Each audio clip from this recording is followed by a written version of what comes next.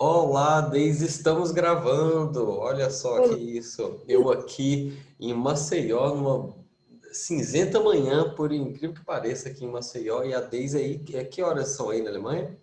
Aqui já são 15 para as 4 da tarde, numa cinzenta tarde também. O que, Ah, o que, sei. o que não é incomum aqui. A gente está Sim. torcendo para o verão chegar logo, que o inverno já judiou bastante da gente que é brasileiro, né? Você sabe. Ah, sim. Ok. Que horas que começa a escurecer de verdade aí? Então, agora a gente já está no horário de verão. Sim, Então, no inverno, às 5 da tarde já está escuro. sim. Mas no auge do verão, no dia mais longo do ano, às 10 da noite, a gente ainda tem sol. Então, esse, na verdade, é o ponto mais difícil para eu me acostumar com a questão da mudança de endereço, né? Perfeito. E você mora aí há quanto tempo? Em que cidade que é? Eu Você moro mora há numa, quanto tempo? eu moro numa cidade que se chama Kleinheubach. É uma cidade que fica à margem do rio Bar, né? Então, tem muitas cidades com essa terminação, que fica a 1 hora de Frankfurt. Eu moro aqui desde 2017, quando eu e o meu esposo, então, o meu esposo ele é daqui, e por conta do nascimento da nossa filha, a gente decidiu vir morar aqui na Alemanha para que eu tivesse a possibilidade de ser mãe, né?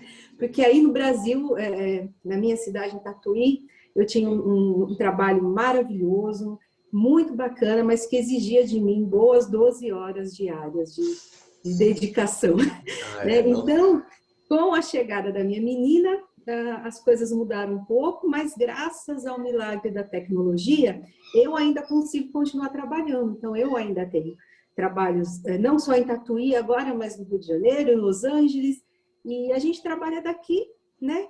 A gente faz um malabarismo com a questão do fuso horário, Sim.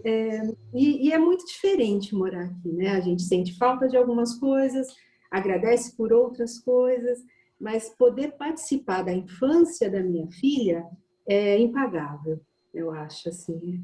É uma coisa transformadora, é uma experiência transformadora poder estar presente com ela. Então, Sou então muito você. agradecida. Não, exatamente. Eu acho que a quarentena forçou. Esse foi um lado bom da quarentena, né? Isso aí bagunçou, mas no longo prazo vai ajudar as pessoas a se reorganizar em termos de tempo, em termos de prioridades até na vida. Legal demais. Exatamente, exatamente. E Deise, então você já respondeu. Você é de Tatuí, Eu sou de Tatuí, eu sou com nascida muito e criada. orgulho. Quem diz que é de Tatuí pode ser tatuiana ou tatuiense, né? Existem essas duas terminologias, essas duas denominações. E para os íntimos que são de Tatuí, a gente diz que a gente é pé vermelho, né? Porque é uma Entendi. região que tem muitas cerâmicas de terra vermelha, terra boa para produção ceramista, Sim, e as pessoas de Tatuí têm pé vermelho, então de ficar andando com o pé na terra. Então, sim. quando a gente diz que é pé vermelho, a gente sabe, quem é da região sabe de onde você é, onde você nasceu. Olha que legal. E é engraçado, porque eu moro em Maceió, mas eu sou de Minas. Eu nasci numa cidadezinha que chama Coromandel, e depois morei a minha vida inteira em Uberlândia, depois BH e agora Maceió. Em nenhum desses lugares eu ouvi falar do Paulo Setúbal. Nenhum desses lugares. Eu ouvi falar do Paulo Setúbal aqui em Maceió, porque eu procurei, porque eu corri atrás. Mas eu não sei, talvez seja diferente para o pessoal de Tatuí. Se as pessoas, talvez as pessoas lá naturalmente, desde criança, elas ouvem falar dele, né? Então, eu queria saber de você, Deise, como que você ficou sabendo do Paulo Setúbal? Se você, desde criança, as pessoas já ouvem falar dele, porque ele não foi só um escritor, ele foi um homem completo, né? Foi um Um advogado, advogado, uma espécie de estadista, foi um, um muito na poeta. linha. Exato. Então, Né? como é que foi sua aproximação com o Paulo Setúbal? Eu vou falar da minha experiência pessoal e a partir da minha realidade, não é, Cícero? Então, eu venho de uma família muito grande, de pais muito simples, né? Simples na questão educacional, assim, uma família completa, com muito amor, muito carinho, nunca faltou nada. Mas, assim, meu pai terminou o ensino fundamental, minha mãe nem isso. Então, assim, o ambiente literário, a partir dos meus pais, ele não é um ambiente acadêmico, vamos dizer assim. Mas eu tinha uma vizinha que ela era muito letrada, com uma biblioteca imensa de um sobrinho que era jornalista, e eu tive acesso à biblioteca dela. Curiosamente, não foi Paulo Setúbal o primeiro livro que eu li. O primeiro livro que eu li foi A Chave do Tamanho, de um grande amigo de Paulo Setúbal, que foi Monteiro Lobato, também um escritor regional. E eu me lembro que eu estava na quinta série, então eu tinha lá 10 anos, talvez 10 anos de idade, e o diretor da escola me chamou e disse assim, olha, você vai bem em português? E isso geralmente acontece quando as pessoas começam a ler cedo. Então, desde os 7 anos eu já lia Monteiro Lobato, e lia muitos livros, eu ia bem na disciplina de língua portuguesa. E ele falou assim, olha, precisa fazer aí um trabalho sobre Paulo Setúbal. E foi a primeira vez que eu ouvia falar de Paulo Setúbal, porque embora a minha cidade seja o berço de Paulo Setúbal, onde exista um museu com o nome de Paulo Setúbal, ele é uma das maiores referências da minha terra, a minha realidade social não permitia que eu frequentasse museus ou tivesse esse acesso, né? Muitos têm, outros não, e eu acho incrível que a cidade mantenha. E eu ouvi falar, então, pela primeira vez, a partir do diretor da minha escola. E eu precisava fazer uma biografia. Então, eu li algumas coisas, e eu me lembro que eu fiquei muito, muito espantada, porque Paulo Setúbal, ele tinha muitos irmãos, né? Ele tinha 8 irmãos, e aos 4 anos de idade ele ficou órfão de pai. Então eu ficava pensando, nossa, uma família grande só com a mãe, como deve ter sido difícil. E eu escrevi então sobre Paulo Setúbal a partir da visão de uma criança de 11 anos de idade. Eu quero fazer uma ressalva, que uma criança de 11 anos de idade, no final da década de 80, é muito diferente das crianças de hoje em dia, né? As crianças de hoje em dia, de 11 anos, elas são muito mais espertas, também pelo advento da internet, a facilidade, a comunicação, as informações. E eu me lembro que se passaram lá uns 2 meses, o diretor veio, né, e falou, olha, você lembra que você escreveu aquele texto? Então você ganhou. Aí ele fez uma foto, né? Máquina fotográfica também na minha casa não existia, então tudo aquilo para mim foi assustador, o diretor da escola me chamar, e ele me deu um cheque. E foi a primeira vez na vida que eu nem sabia o que era aquele pedaço de papel. Eu lembro que eu dei para o meu pai e ele ficou felicíssimo, porque aquilo era o salário de um mês, né? Com certeza ficou. E isso, na verdade, Cícero, é uma ação que existe até hoje em Tatuí, que é um concurso literário promovido nas escolas de ensino fundamental, de ensino médio, dentro da Semana Paulo Setúbal. Então, a partir do falecimento do Paulo Setúbal, a cidade começou a organizar essa Semana Paulo Setúbal em memória do escritor e realiza esse concurso literário entre as crianças, entre os estudantes das escolas locais e premia professores e alunos com dinheiro. E até hoje isso acontece, há quase 80 anos, né? E eu me lembro que, depois de ter vencido esse concurso, eu fiquei tão entusiasmada que eu comecei a ler. Então, assim, o primeiro livro que eu li de Paulo Setúbal foi o primeiro livro que ele se fez publicar, Alma Cabocla. É um livro de poemas, mas que nos poemas ele descreve muito da cidade de Tatuí. Então, eu conseguia identificar qual era a rua que ele mencionava, e caminhando pela rua a gente consegue imaginar onde ficavam as vaquinhas que ele descrevia nos poemas, e todo ano eu participava do concurso e todo ano eu ganhava, né? Quando finalmente... Maravilha! Maravilha! Comprou uma casa com Paulo Setúbal. Não era tanto assim, mas era uma coisa que me motivou muito a também gostar de escrever.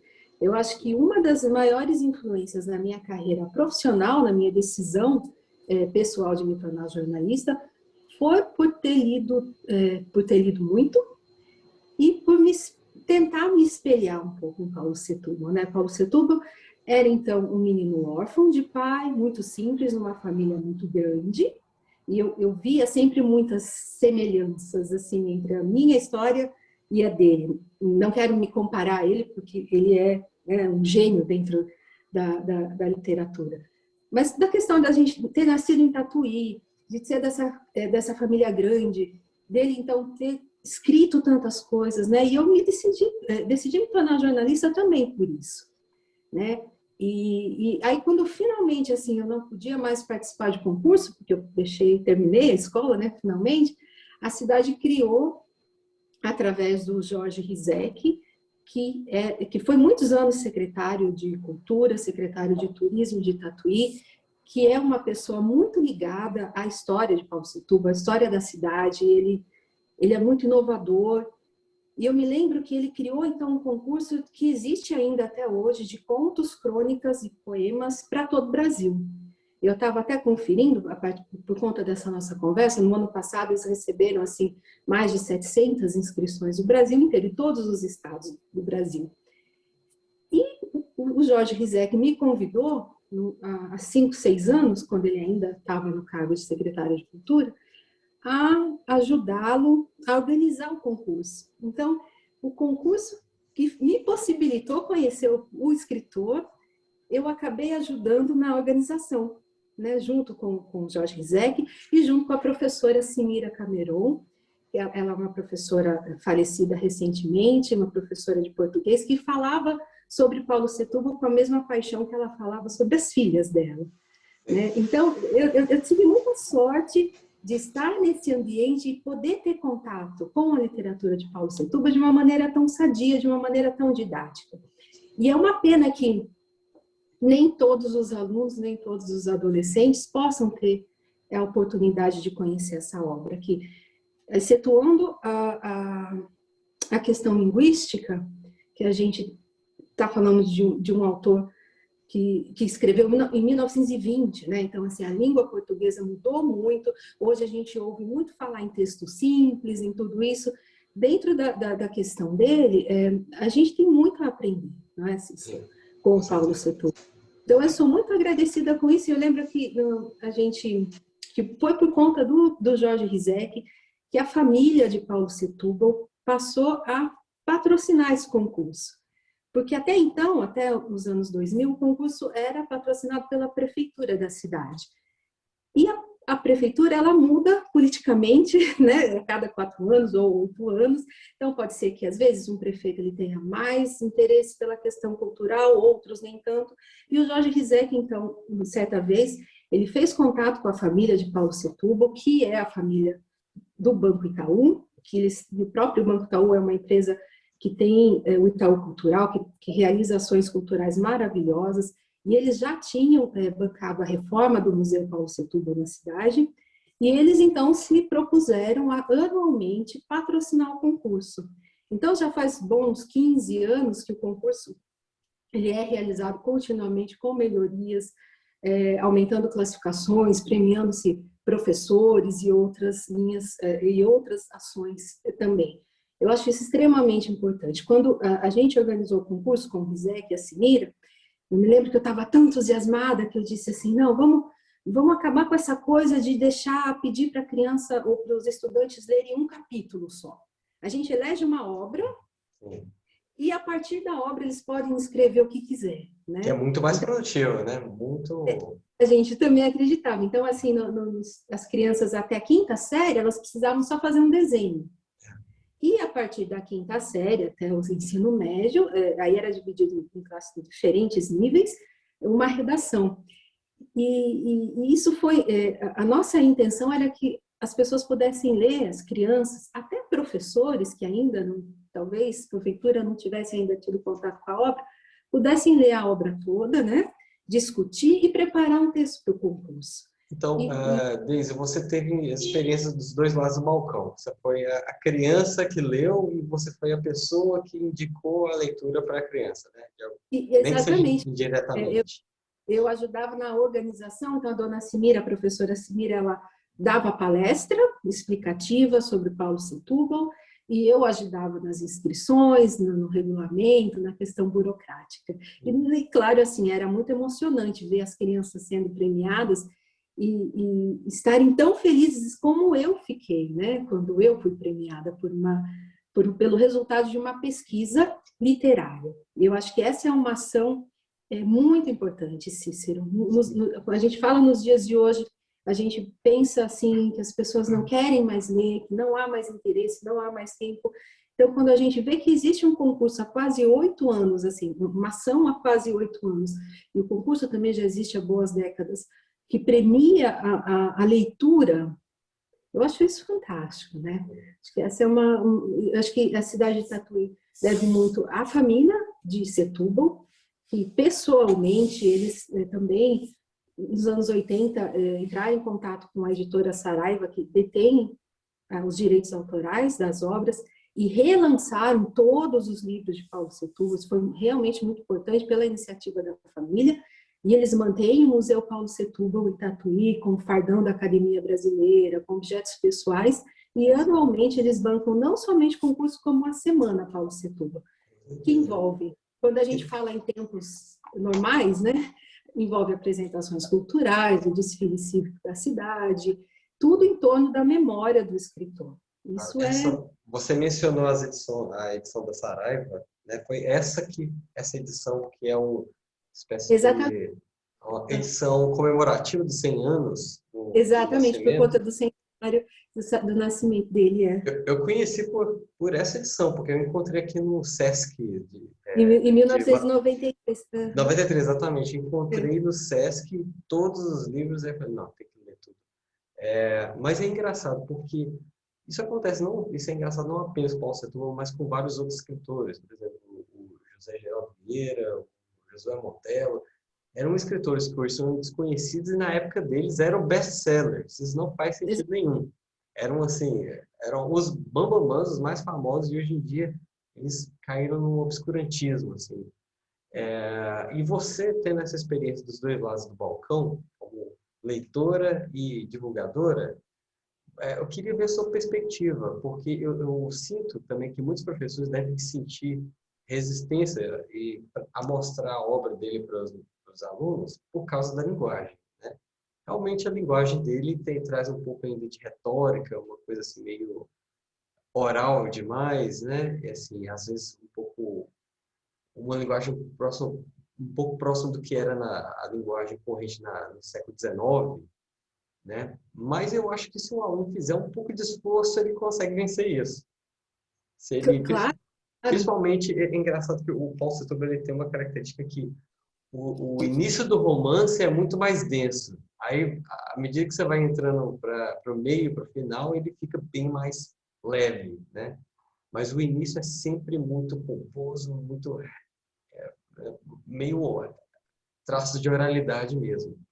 Então, eu queria ver sua perspectiva, tendo visto o tempo passar e a impressão das crianças ao longo do tempo, se o que aconteceu qual é a sua tese sobre esse obscurantismo? Será que os professores ficaram resistentes a mostrarem? Será que os professores não tiveram contato com a obra?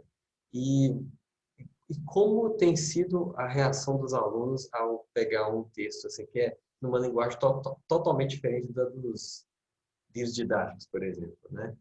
Então, como é essa, vamos dizer assim, como é a aceitação dos alunos hoje em dia com o texto da década de 20?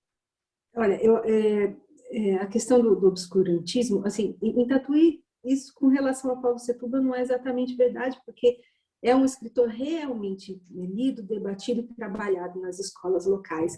Mas a gente vê, por exemplo, Cícero, Paulo Setúbal e Lima Barreto, ambos, né, foram os primeiros editados por Monteiro Lobato.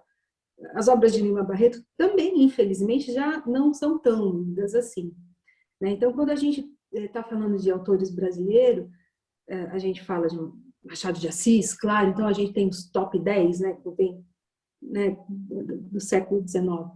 Sim. E eu acho que acontece também pelo aumento da oferta literária, né?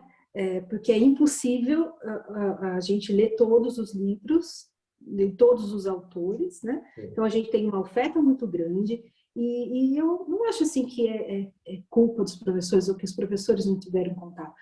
A oferta literária ela cresce, né? E os professores precisam ter, cada um tem o seu programa de trabalho, e eles elegem os autores que mais se adequam a isso, também nas regiões. Então, na nossa região, a gente conhece Cornélio Pires, né? Monteiro Lobato também ainda é muito lido, são autores regionais. Eu acho que cada região tem, então, o seu nicho de autores, como deve existir em Fortaleza também, não é? Autores que eu ainda não tive o prazer de ler. Mas os professores, eles são os grandes facilitadores não só das obras de Paulo Setúbal, como dos demais autores.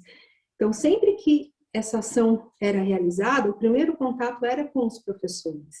Sim. Então, a gente propunha o projeto, eles contribuíam, diziam quais, se aceitavam ou não. Alguns diziam, o livro todo é um pouco difícil, outros, não, é muito bom, a gente pode escolher um capítulo e debater. Eu acho que esse esquecimento, não sei se é exatamente essa palavra, é um pouco natural, né? Ainda que a família tenha reeditado todos os livros, não houve uma nova reedição, não é, Cícero? Não, com certeza. A última de 93, acho que já estava em tempo, né? Você vê que alguns autores, por exemplo, o Laurentino Gomes, aquele que fez a série Uhum, 1808 e tudo mais, virou um exatamente. best-seller, ou seja, tem interesse, as pessoas têm interesse pela história, E essa né? questão de história é muito interessante, porque Paulo Setúbal, ele publicou a Alma Cabocla, não é? Na verdade, Monteiro Lobato publicou a Alma Cabocla. Monteiro Lobato, ele era um cafeicultor, um escritor incrível, e ele foi um grande editor. Ele teve várias editoras na vida dele, algumas muito bem-sucedidas, outras nem tão bem-sucedidas, e é ótimo, imagina um escritor ser dono de uma editora, é tudo que a gente precisa, né? E o Monteiro Lobato, existe, na verdade, duas histórias sobre o contato dele com Paulo Setúbal. Ele comprou, então, a Revista Nacional, fundou a Revista Nacional, que era uma editora, que tinha, na verdade, 2 empregados, né? Ele mais 2 pessoas trabalhavam, para lançar os seus próprios livros, né? A verdade é essa. E aí disse que Paulo Setúbal, que já publicava alguns contos e crônicas no Estado de São Paulo, no Jornal da Tarde, 1914, 1914 foi quando ele publicou o primeiro texto dele no Jornal da Tarde, que jornal, então, eram os principais veículos da classe letrada, né, da época. A minha tese é que ele e Monteiro Lobato se conheciam dessas publicações já, que a gente não tinha uma gama tão grande de escritores que publicados por esses jornais. E aí dizem o seguinte, que o Monteiro Lobato recebeu as obras de Paulo Setúbal, né, os originais de Alma Cabocla, e que ele não queria publicar porque o Brasil já estava cheio de poema, mas que ele não podia dizer não para o amigo. Sim. A outra versão, que é a versão contada pelo Fernando Jorge, que é o biógrafo oficial de Paulo Setúbal, a quem eu já me desculpo e quero ressaltar novamente que eu estou falando da minha relação pessoal com o autor, porque eu não sou uma profunda conhecedora, pesquisadora de Paulo Setúbal. Não, mas está ótimo, pode continuar. Fernando Jorge diz o seguinte, que ele não diz exatamente como ele obteve essa informação, ele fez muitas pesquisas. A hipótese é que ele tenha conversado com algum amigo pessoal de ambos, né, tanto de Monteiro Lobato quanto de Paulo Setúbal, que Paulo Setúbal chegou com os originais de Alma Cabocla no escritório da editora e entusiasticamente começou a ler os poemas e dizia, olha isso, que maravilhoso, né? Olha esse poema. Então ele estava tão apaixonado a apresentar a sua obra, que Monteiro Lobato nem leu os originais, já mandou para a tipografia e mandou publicar. E aí eu fico imaginando, por exemplo, Monteiro Lobato lendo um dos poemas mais famosos dessa obra, que é o Sotu, que ele diz assim, dos lábios que me beijaram, dos braços que me abraçaram, já não me lembro nem sei. São tantas as que me amaram, são tantas as que eu amei. Mas tu que rude contraste, tu que jamais me beijaste, tu que jamais abracei, só tu nesta alma ficaste de todas as que eu amei. Aí, se ele leu assim, apaixonadamente, eu quero crer que Monteiro Lobato nem quis ver o resto, já mandou publicar mesmo, né? Esse poema, inclusive, ele se tornou muito famoso numa novela da Rede Globo, na novela Laços de Família. Sim. que um dos personagens, então, recitou em rede nacional no início dos anos 2000, e houve, naquele momento, um grande interesse, novamente, pela obra de Paulo Setúbal. E a gente está Legal. falando de um livro publicado antes de 1920, né? E esse livro foi o primeiro livro que Monteiro Lobato publicou, uma obra alheia, que até então ele só publicava os próprios livros. Né? Monteiro Lobato tem muita coisa para... Imagina, ele estava falando de Jacatatu, depois, posteriormente, veio a literatura infantil, e foi um best-seller, né? Ele vendeu em um mês 3.000 exemplares. Depois, Monteiro Lobato publicou também Lima Barreto, né? Mas o primeiro livro alheio que ele publicou foi Alma Cabocla, de Paulo Setúbal. Foi um best-seller, né? E o que aconteceu?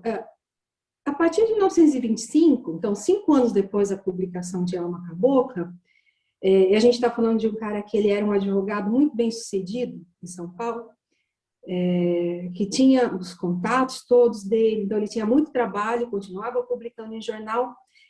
Paulo Setúbal ele foi procurado pelo Monteiro Lobato e pelo sócio na época que chamava Octales Marcondes Ferreira. Eles tinham uma nova editora e em 1920 a gente está falando de um momento que houve um boom de nacionalismos comemorativos, né? A gente está falando do centenário da independência, 1922. Muitos autores passaram a publicar obras relacionadas a essa temática. Sim. Isso acontece até hoje, né, Cícero? A gente vê há 100 anos da imigração italiana. Então, aquele momento era um momento muito propício para a publicação de obras históricas. E o Octales, ele era um editor, ele queria arrebanhar mais leitores, mas, claro, ele queria vender livro. Então, ele teve essa ideia de publicar livros que se dizem, não a educação histórica, porque a história brasileira estava sendo contada, sob o ponto de vista dele, de uma forma muito maçante, né? Muito cansativa. Cansativa, esquemática demais, sem personagens, sem aventura. Exatamente, foi a ideia de Octales, era passar a editar livros que contassem história ensinável, ou seja, histórias com romances, né? Tendo um fundo real, a história brasileira, mas uma pegada de romance moderno, com uma história de amor, com intriga palaciana, com grandes eventos históricos. E o Paulo Setúbal foi o autor escolhido para receber essas encomendas. E a primeira obra, então, encomendada que ele publicou foi A Marquesa de Santos, que é um dos livros mais vendidos da história da editora e de Paulo Setúbal. Na Revista Nacional diz que até 1950, Paulo Setúbal publicou os livros históricos entre 1925 e 1937. Em 1950, ele tinha vendido 418 mil exemplares. A gente está falando de mais de 500 mil de livros. É muito livro. Um livro hoje em dia, você vender 2.000 cópias é um sucesso. Exatamente. Então... E a gente tem que levar em consideração que a população letrada do 1920, 1930, ela é muito menor, né, do que a população alfabetizada hoje. E desse total, 70 mil livros era justamente de A Marquesa de Santos. Então, a gente percebe que a iniciativa de Octales se casou perfeitamente com o talento e com a qualidade literária de Paulo Setúbal. Isso foi um gênio, teve um insight maravilhoso. Porque aí depois teve o Príncipe de Nassau, né? O Ouro de Cuiabá, As Maluquices do Imperador, e inclusive a Marquesa de Santos e o Príncipe de Nassau foram publicados para vários outros idiomas, né? Para espanhol, para holandês, para alemão, árabe. Eu acho que eu nunca tinha me interessado tanto por alguns eventos da história antes de ler alguns livros do Paulo Setúbal. Agora eu falo para todo mundo uma coisa que me parece óbvia, e eu não sei por que professores não usam mais isso. Você só aprende história se ela for ficcionada, né? Ficcionalizada. Quando você tem personagens reais, aventuras, quando você tem uma intriga, superação, atos heróicos, aí sim a história se torna real, né? Exatamente, exatamente. E Paulo Setúbal desempenhou essa função de maneira genial, na Pois minha é. opinião. E qual foi o primeiro livro que você leu? Alma Cabocla. Alma Sim. Cabocla foi o livro de poemas, né? E depois Marquesa de Santos. Ou não. Marquesa de Santos, é. Marquesa de Santos foi o segundo que eu li. Aí, a questão dos romances históricos, eu acabei lendo, então, até os 15 anos, por conta do concurso, que a cada ano era um livro novo, era proposto, e, e eu quero dizer, assim, que Paulo Setúbal, ele era um jornalista extremamente cuidadoso.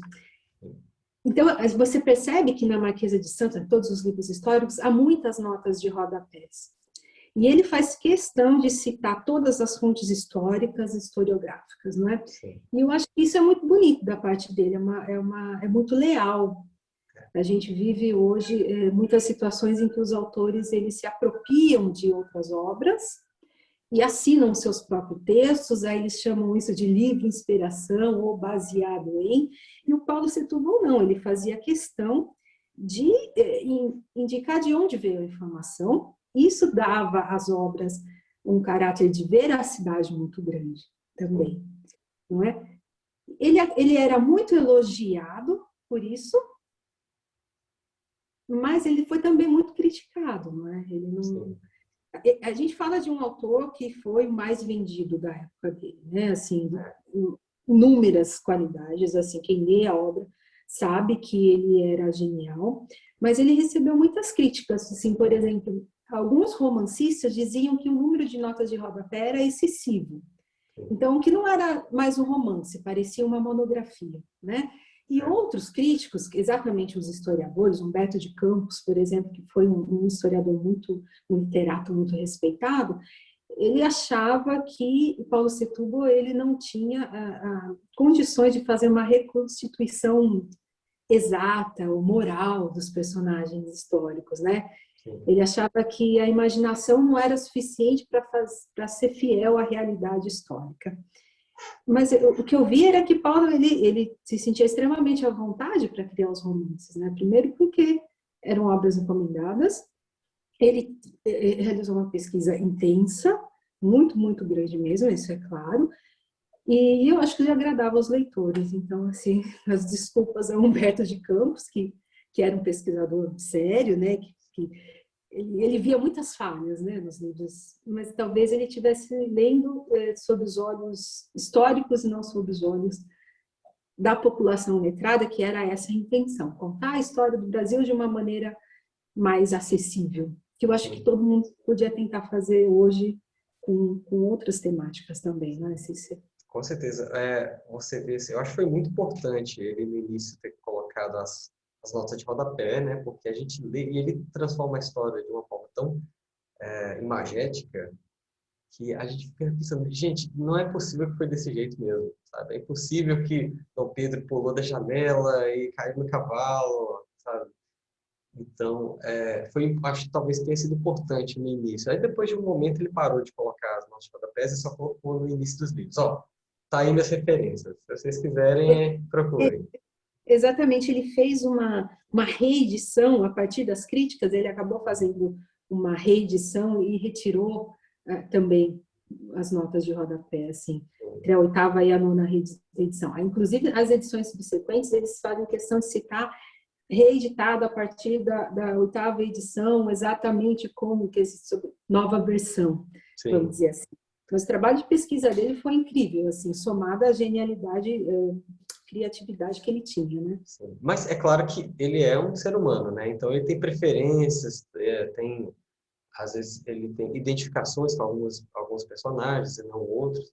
E uma coisa que eu queria, nesse sentido, eu queria perguntar para você, Deise, se você acha que ele se identificava um pouco com o Dom Pedro I, porque por mais que ele tivesse rigor histórico, você percebe que ele teve um carinho especial pelo Dom Pedro, né? Talvez assim, pela personalidade que realmente era era interessante mesmo. Ele é um cara que era muito viril, bem latino mesmo, né, no sentido de virilidade, mas ao mesmo tempo corajoso, foi herói de guerra. Ele, quando tomava uma decisão, não voltava atrás. Então, ao mesmo tempo que ele foi autoritário em algumas situações, mas você acha que... Então, e o Paulo Setúbal me parece um grande galanteador também. Assim, Ele, uma pessoa que chegava no lugar e pá, dominava, assim. Você acha que ele se identificava com Dom Pedro? Acha que eles eram irmãos espirituais? não sei se irmãos espirituais, mas se a gente imaginar sob o ponto de vista autoral, Dom Pedro era uma caricatura, um prato cheio para qualquer escritor, não é? Sim. E Paulo Setúbal ele teve esse momento muito galanteador, como você usou, né? Teve um período que ele morou em Santa Catarina, que ele tinha um irmão que morava em Santa Catarina, ele montou um escritório de advocacia lá, e que dizem que ele tinha lá seus momentos de Dom Pedro, né? Mas isso acabou com o casamento, quando ele se casou, voltou para São Paulo, se restabeleceu e tal. Mas eu acho que a questão dele, por essa preferência, talvez seja mais uma preferência profissional, eu acho, sim, sabe? Dentro das propostas que ele recebeu para escrever, de recontar a história do Brasil, Dom Pedro é um personagem central. Não é? Além de ter aí muitas situações que agradariam a qualquer escritor, eu acho. Sim, exatamente. E eu não sei, mas eu tenho a impressão que, dentre os que leram, há uma preferência clara pelo Marquesa de Santos, né? Em termos de... dentro das obras históricas, né? E é uma obra meio... ela tem uma cara de telenovela também, né? Tem muita intriga, tem muita comédia. Então, você também sente assim, essa preferência pelo Marquesa de Sade? Não no seu caso, mas Sim, entre as pessoas. eu acho assim, a gente é o livro mais vendido, né? Sim. De 418 mil unidades, 70 mil, né? Eram justamente da Marquesa de Santos.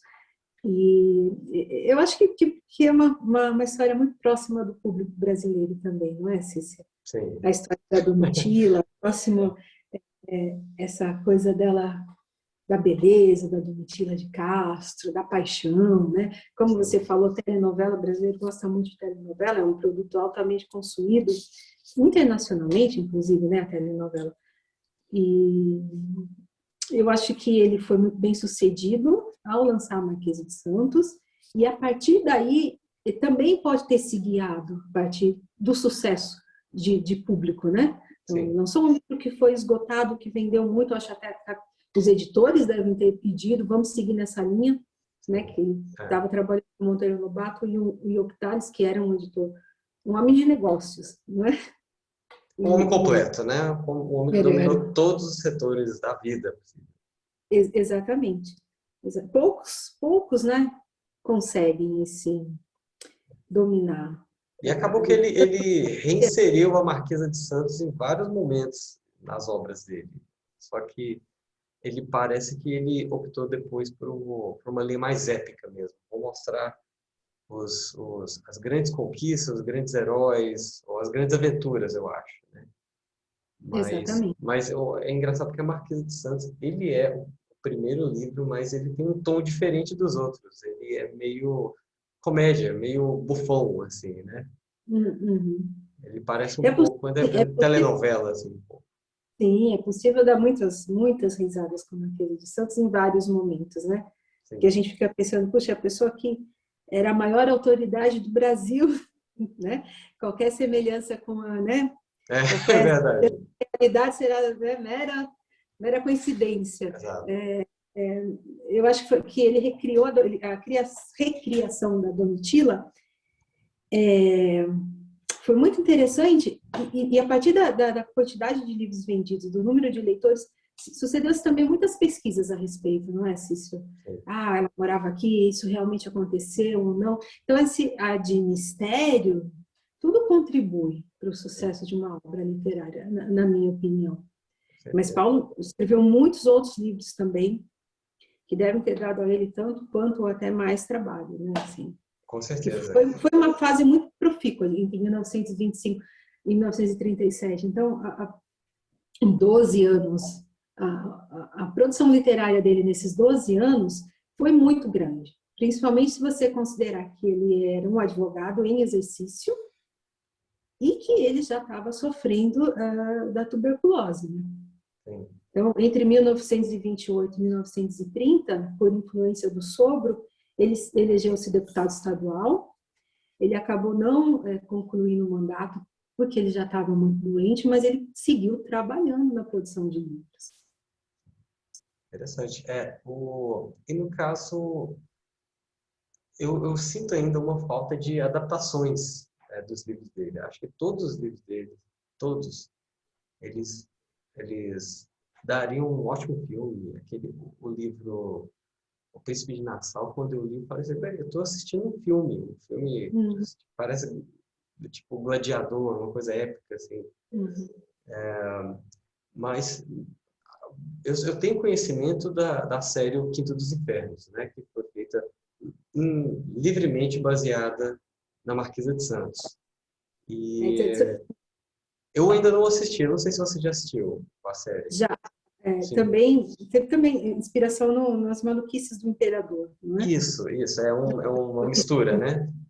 Isso, foi inspirado em outros livros históricos também, em outros romances históricos.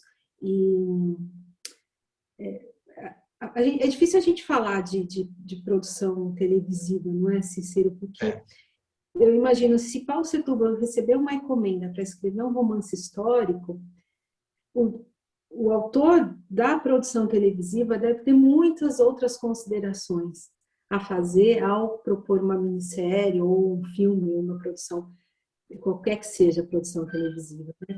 Então, a gente vê a questão do Quinto dos Infernos, há uma preferência pela sexualidade muito grande, né? Foi uma minissérie que passava depois das 10 horas da noite, depois a novela das 9, até por conta do conteúdo. E que não agradou em nada, assim, muitos historiadores ficaram irritados, né, com a versão, a própria família real brasileira se manifestou contrariamente, Portugal também não gostou da maneira como os personagens foram apresentados, mas a gente está falando de produção televisiva, né? A gente está falando de consumo, há muitas outras considerações, mas eu acredito sempre que há sempre um lado positivo nisso, né? Sim. Se alguém, ao ver a minissérie, se interessou em conhecer o pano de fundo, né? Em conhecer os livros que inspiraram o autor da série e passaram a ler obras de Paulo Setúbal, por exemplo, isso já é um ponto positivo. Né? Eu pessoalmente não foi a minha série favorita, não é? Não maratonaria. De muita gente parece, né? Parece de muita gente também. Mas eu assisti, assim, né? Eu assisti, e é interessante quando você lê um livro e vê a forma como um livro que você leu é colocado na tela. Eu tenho muita dificuldade porque eu sempre acho que o livro é melhor. Sempre acho que faltam detalhes ou que algum ponto que era extremamente crucial para mim foi editado, nem aparece na obra cinematográfica, ou alguma situação que não totalmente irrelevante na literatura, mas é colocada de uma forma grandiosa, né, no filme. Mas eu não acho que seja negativo, assim, de tudo, não. Eu acho que há sempre algo positivo. É melhor que façam do que não façam, né? É melhor fazer do que não fazer. Mas eu acho que uma série baseada em literatura brasileira que um programa de total voyeurismo, né, que faz muito sucesso hoje em dia. Exatamente. Esse livro que eu estou lendo agora, eu não sabia que o Alma Cabocla era o primeiro. Eu achei que porque eu tô seguindo a sequência dessa edição da Da Saraiva. reedição de romances históricos, né? A Marquesa de Santos é o primeiro romance histórico publicado por ele. Eu achei que o Marquês de Santos era o primeiro livro ever lançado dele. E aí eu vi aqui o Alma Cabocla, acho que tinha achado que era o último, mas agora eu vi que é o primeiro, na verdade. Mas eu estou lendo nesse momento esse aqui, que é Os Irmãos Leme, que é um livro, é uma continuação da saga do Ouro, né? O Ouro de Cuiabá, que também é outro, assim, é um cenário que merece um filme. Uhum. Então, E para você que é de Minas Gerais, né, eu acho que também você se identifica um pouco, né? eu vou ser sincero, eu nem sabia que tinha extração de ouro no Mato Grosso. Nem sabia, mas na verdade parecia que era uma ouro preto mais obscura, né? No meio da selva, com índios e jesuítas, um brigando com o outro, e tinha os irmãos Leme que tocavam terror lá. Então, assim, eu fiquei pensando, isso aqui na mão de um bom roteirista, isso aqui vira um filme popular, aquele assim, campeão de bilheteria, né? E eu acho que o nosso papel é divulgar o Paulo Setúbal para que alguém um dia faça essa adaptação que está tá, que tá pronta, na verdade, né? Está no livro, só falta alguém fazer, né? Uhum. E eu não sei, além do Quito dos Infernos, teve outra adaptação que está me fugindo? Posso estar incorrendo em erro, não que eu conheça, houve essa citação na novela de Manuel Carlos, né, desse Sim, poema lindíssimo de Alma Cabocla. E eu acredito que a Marquesa de Santos possa ter também inspirado, né, ela deve ter sido citada, a obra citada como inspiração em alguma outra produção. sim, E é uma pena, porque se a gente comparar Paulo Setúbal e Monteiro Lobato, o Monteiro Lobato teve muitas obras adaptadas para a TV, né? Então, eu acho que o grande sucesso de Monteiro Lobato, até nos dias de hoje, é por conta da adaptação televisiva, não tem sim. dúvidas disso, né? E também pelo fato de Paulo Setúbal ele ter se lançado como um poeta praticamente regional, falando das questões interioranas, dos caboclos e tudo, e depois ter passado a escrever romances históricos, né? E Monteiro Lobato teve muitas obras produzidas para a TV e para o cinema, e personagens icônicos, né, Jeca Tatu e tudo mais que até hoje se mantém. Então, eu acho que a televisão ela auxilia muito na propagação e na difusão da literatura, né? Ainda Com que a gente certeza. tenha críticas, né? Uma vez que você está num veículo de comunicação de massa, você tem o seu nome muito mais projetado, você alcança muito mais pessoas e ajuda a ser perpetuado isso de forma mais facilmente. Né? Para nossa sorte, a família Setúbal segue com as ações para manter a memória literária desse escritor. Sim. E é interessante que a gente não pode esquecer que Paulo Setúbal ele morreu com 44 anos de idade, ele morreu extremamente jovem. Não é? Então, todas essas questões, o fato da doença dele, o fato dele ter uma profissão, né, de não receber exclusivamente para escrever, e de ter falecido tão cedo, só fazem as obras serem ainda mais relevantes e ainda mais passíveis de serem apreciadas. Né? E a gente vê que o momento de introversão de Paulo Setúbal, ele era extremamente extrovertido, né?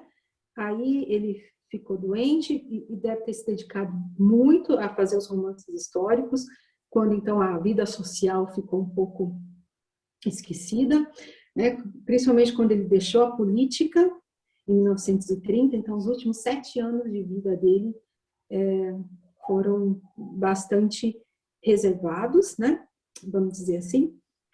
E Isso foi um deve ter momento, sido muito difícil para ele, né? Porque ele deve ter sempre sido, mas você sabe que foi um momento de conversão dele também, né? Paulo Setúbal sempre foi um ateísta, assumido. E eu acho interessante porque, assim, quando o pai faleceu, quando ele começou a estudar lá em Tatuí, teve um professor dele, se chama Chico Pereira, um benemérito, uma figura muito conhecida em Tatuí, tem escola com o nome dele, era um homem dedicado à caridade, e esse professor, ele deve, logo de início, ter percebido que Paulo Setúbal não era uma criança qualquer, não é? Que foi por incentivo dele que a família se mudou para São Paulo. Então, Paulo Setúbal, ele vinha de uma educação religiosa, né? Foi para São Paulo estudar a escola marista, então continuou dentro de um ambiente religioso, mas ele era ateu. Não é? E no fim da vida dele, ele se converte ao catolicismo. E inclusive, o último livro que ele escreveu, que chama Confítio, é uma autobiografia não acabada, acabou sendo publicado maneira póstuma, ele não chegou a terminar, ele dedica um livro ao Chico Pereira, a esse professor. Né? Inclusive, ele diz assim, que ele descreve o Chico Pereira como o homem mais rico da minha terra. Ele diz assim, não de riquezas materiais, mas de conhecimento, bondade e sabedoria, o meu professor Chico Pereira. E eu fico imaginando qual o impacto que o Chico Pereira exerceu no Paulo Setúbal tão jovem, porque ele nasceu em 1893 e ele foi para São Paulo em 1900, então ele era uma criança de 6, 7 anos de idade. Então ele causou um impacto no professor Chico Pereira que estimulou que ele saísse de Tatuí, não é? E foi para Paulo Setúbal inesquecível que no último momento da vida dele, ele dedica a obra, que é uma obra muito forte, né? Você vê, é uma obra de uma pessoa que está morrendo, de uma pessoa que está se convertendo, que é um texto muito denso, assim. O Confite é um livro incrível, mesmo totalmente fora da linha dos romances históricos ou de alma cabocla. E eu acho muito interessante que essa questão de sair do interior. A gente sai do interior, mas o interior nunca sai da gente, não é, Cícero? Com certeza. As pessoas reconhecem o nosso sotaque, todas as nossas origens, elas estão presentes nas nossas decisões, na maneira não só de falar, na maneira de pensar e de se conduzir. E a professora Simira, que era uma grande divulgadora de Paulo Setúbal, ela costumava dizer assim para os alunos na sala de aula: vocês vão estudar, vocês vão se formar e vocês não vão ficar aqui em Tatuí. Então, o último bairro assim, do limite da cidade chama Morro do Alto. E ela dizia assim: a vida depois de Morro do Alto. E foi exatamente isso que Chico Pereira fez com Paulo Setúbal, né? Se ele não tivesse saído, se a família, a mãe, não tivesse levado a criançada toda para São Paulo, possivelmente ele nunca teria tido a oportunidade de se tornar quem foi, e nem a gente, né, de ler os livros dele. Então, eu acho assim, a questão do professor, só voltando um pouco na sua pergunta, ela é fundamental, né? E não somente em seguir o planejamento, em apresentar os programas, ou ensinar dentro da sala de aula, mas o que acontece também de forma extradisciplinar, né? Todo esse incentivo. Eu fui incentivada a conhecer as obras de Paulo Setúbal por uma professora que se chama Marisa Fiuza, Marisa Kodaira hoje. E Paulo teve, então, a influência do Chico Pereira. E quantos outros tantos não foram influenciados pela Simira Cameron? Então, só saindo um pouco da temática, a influência dos professores, ela é fundamental. Não somente no conhecimento literário ou de outras disciplinas, mas no conhecimento de vida também. E sair de Tatuí é uma das coisas mais difíceis. É muito difícil, né? Porque é uma cidade incrível e a gente está na cidade, a gente se acomoda. Você ir para São Paulo, se para mim há 20 anos era muito difícil, imagina para Paulo Setúbal, né? Em 1900, antes de 1900 que ele foi. Então, a vida após, né, o último bairro da nossa cidade, assim, ampliar os nossos horizontes em todas as questões pessoais, nas questões literárias, há sempre mais a se aprender, não é? E eu indico também a leitura de Confite.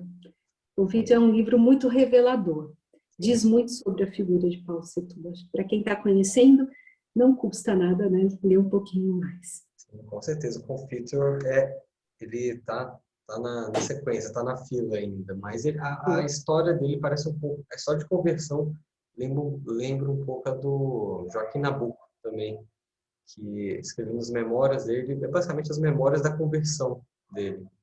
E é interessante também, porque isso não é só com Paulo Setúbal, não. Vários escritores tiveram que sair da própria cidade para escrever sobre a própria cidade. E quanto mais próximo eles chegam ao final da vida, à maturidade, mais eles sentem a necessidade de voltar, nem que seja literariamente, nem que seja em termos de temática. E é interessante, parece que é uma constante, isso aí é para todo mundo, né? Talvez seja para a gente também, né? Talvez aconteça isso com a gente também, né? Exatamente, a gente que está aí andando pelo mundo, você pela Europa, eu aqui pelo litoral, Eu nasci também numa cidade pequenininha, Coromandel. Não sei quantos habitantes tem Tatuí hoje em dia. Tatuí tem mais de 130 mil. Não, é uma cidade grande já. Já é uma cidade grande. Mas a gente tem isso, né? Quando a gente sai, a gente pensa, "Eu nunca mais vou voltar nessa cidade." Aí, à medida que o tempo vai passando, a gente, talvez um dia eu possa ter uma casinha lá, né? Mas é interessante mesmo, parece que é uma constante. Mas, o Daisy, é isso então. Queria muito agradecer a sua disponibilidade de estar aqui conosco nessa manhã barra tarde. Foi muito interessante mesmo. E eu acho que só com a sua contribuição já vai ser muito rica, porque a gente não tem conteúdo na internet. Se eu posso é tudo, não tem. E eu vou editar essa entrevista também, porque eu vou consultar outras pessoas, mas eu acho tão interessante que talvez eu deixe ela na íntegra, porque eu achei que foi muito interessante. Você é uma pessoa muito simpática e dá para ver que você tem a sua vida também foi mais ou menos a vida do Paulo Setúbal, no sentido de que você foi indicada para o professor e você também saiu da sua cidade, então eu acho que pode ser muito inspirador também para outras pessoas. Então eu acho que eu vou até deixar essa conversa na íntegra no meu canal. E, no mais, a última pergunta que eu queria fazer para você você tem abertura com as suas filhas para mostrar o Paulo Setúbal?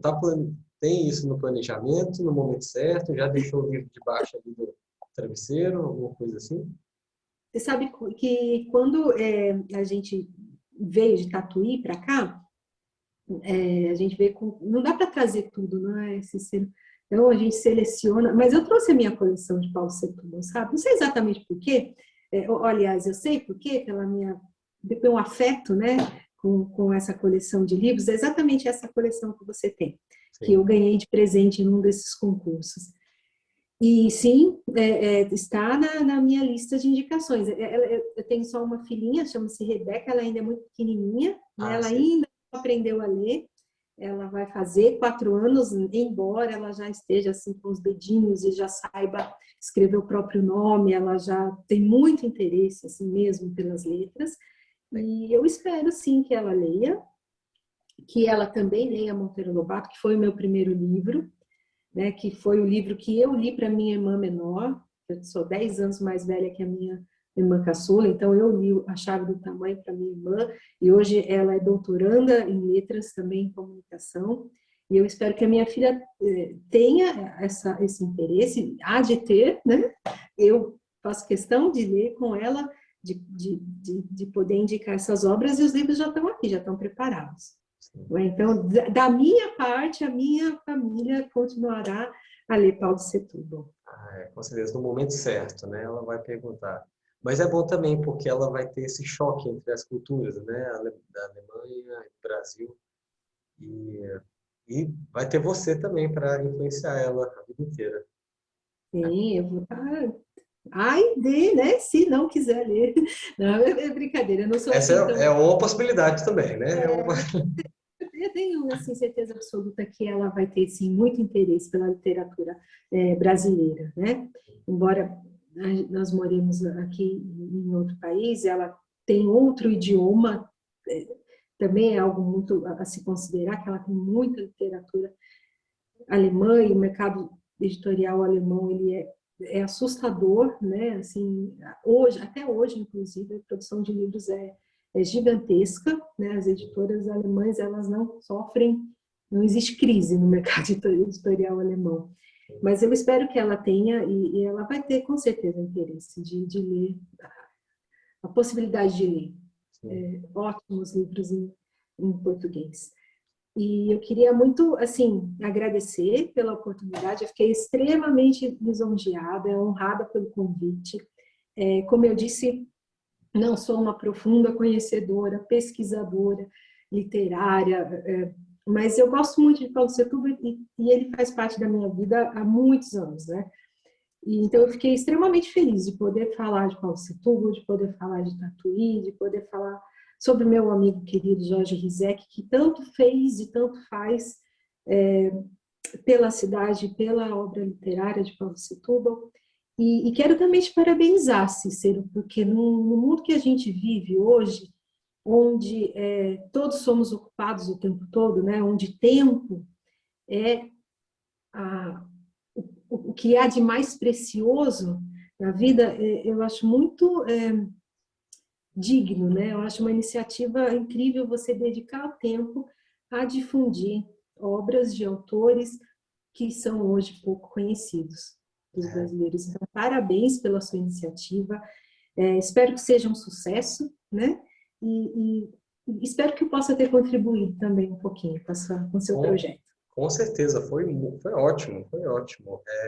Mas é verdade, a gente tem que lutar para encontrar tempo para ler essas coisas. Ler por diversão, ler por interesse, por curiosidade, né? E às vezes você tem que até ler escondido dos outros, porque senão as pessoas acham que você está matando tempo, né?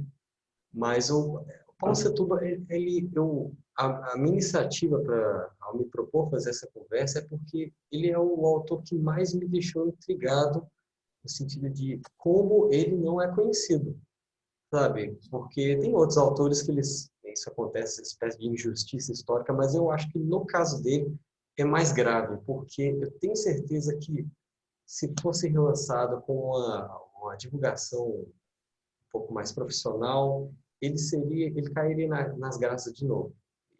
Exatamente. Eu acho que, atenção, né, editora Saraiva, né, a Se alguém ideia. estiver ouvindo isso, Uma edição atualizada, revista e atualizada, não é? com certeza. Porque a gente tem Laurentino, a gente tem muitos outros autores de romances históricos, de obras históricas, mas o conteúdo de Paulo Setúbal, ele ainda é, na minha opinião, um dos mais completos, com referência a esse período histórico que ele se propôs a escrever. E a forma como ele escreve é absolutamente interessante. Então, uma edição revista atualizada facilitaria ao público jovem, ao público de hoje que é interessado em história. Com certeza. Eu tenho certeza que o pessoal da Saraiva vai assistir isso aqui e vão sensibilizar. Da sua opinião, Cícero. Exatamente. Eu acho que há um mercado... Se houve esse boom de vendas nos meados de 1930, há de haver hoje também, né? Porque a história, ela é eterna. Exatamente, tá certo. Daisy, muito obrigado. Tenha um bom domingo aí na Alemanha. Aí tá cinza, aqui tá cinza também, então a gente tem isso em comum hoje. E se porventura você passar por aqui por Alagoas, o convite está aberto. Não sei se um dia você pode vir aqui a Alagoas, mas tá aí o convite. Muito obrigada. Obrigada. A gente teve uma vez em Maceió, ficamos apaixonados pelo... Vocês moram num pedaço de paraíso e agradeço o convite. Ok, o convite está feito. Só tem que vir um dia um clima melhor do que hoje. E também sem quarentena, né? Mas... Em breve, né? Se Deus quiser. Certo. Daisy, muito obrigado. E muito obrigado pela entrevista, foi ótimo. E te vejo numa próxima conversa, né? Talvez a gente possa fazer uma outra mais para frente. Com certeza. Comemorando o relançamento, alguma coisa assim. Pois seria ótimo, seria ótimo. A gente pode falar um dia só sobre Alma Cabocla, por exemplo. Aí você tem mais gente de Tatuí que pode falar sobre isso, vai adorar falar sobre isso, com certeza. Muito obrigada novamente, Cícero, e um ótimo domingo para você. Para você também. Tchau, tchau. Tchau, tchau.